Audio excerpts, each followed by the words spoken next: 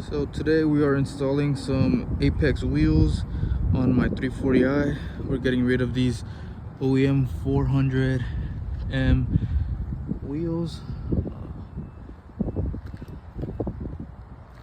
The car is lowered on H&R Sport Springs with F80 bump stops. Familiar on these, but this is how they'll look.